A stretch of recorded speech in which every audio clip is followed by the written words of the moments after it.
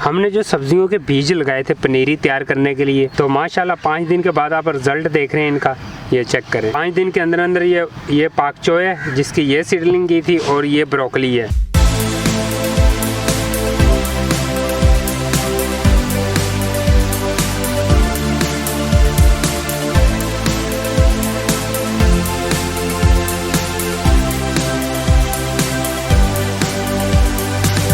ये ब्रोकली के बीज भी निकल आए हैं और पाक चोए के भी। ब्रोकली के अभी कुछ निकल रहे हैं, मट्टी के अंदर दिखाई दे रहे हैं। ये देखें, ये अंदर से मट्टी फट रही है, यहाँ से ये पौधे हमारे मज़ीद निकलना शुरू हो जाएंगे। ये इतनी जल्दी कैसे निकल आए हैं, बहुत अच्छी मैंने इनकी सीडलिंग की वीडियो ऑलरेडी अपलोड कर दी है। उनको आप अपने घर में कैसे लगा सकते हैं, इसका सीज़न कौन सा है, बीज कितने रुपए के आपको पाकिस्तान से मिल जाएंगे और इंडिया से कहाँ से मिलेंगे आपको, मट्टी कैसी होनी चाहिए, किस फ्लावर पॉट के अंदर सीडलिंग कैसे करते हैं घर के अंदर, इसको पाक चोय और बुक चोय भी बोलते हैं। इसके बीजों को आप कैसे खरीद सकते हैं पाकिस्तान में और इंडिया में, और मट्टी किस किस्म की होनी चाहिए, गमले का साइज़ कौन सा होना चाहिए और सीडलिंग के लिए कौन सी चीज़ों की ज़रूरत पड़ती है, और ताकि सीडलिंग हमारी 100% जर्मिनेट हो। इस सीडलिंग का रिज़ल्ट भी इसी चैनल के अंदर ज़रूर अपलोड होगा इंशाल्लाह, और आप उन वीडियोस को ज़रूर देखिएगा, उनका लिंक इस वीडियो के एंड पर आ रहा है। माशाल्लाह पौधे हमारे बहुत अच्छे चल रहे हैं। इनके अंदर मैं नमी बरकरार रखूँगा, आपने भी नमी बरकरार रखनी है।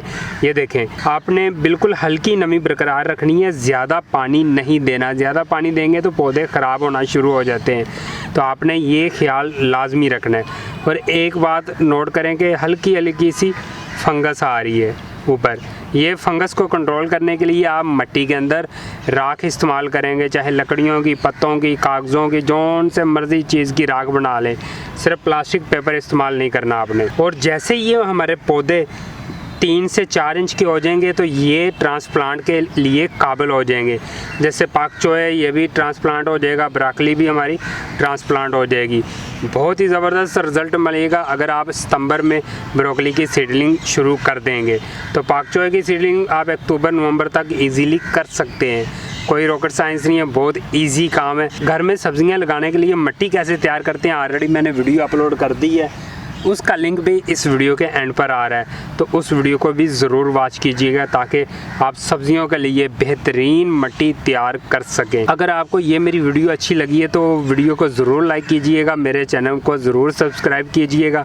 तो मिलते हैं एक नेक्स्ट वीडियो के साथ, नेक्स्ट वीडियो के साथ। तब तक के लिए अल्लाह हाफिज़, बाय बाय।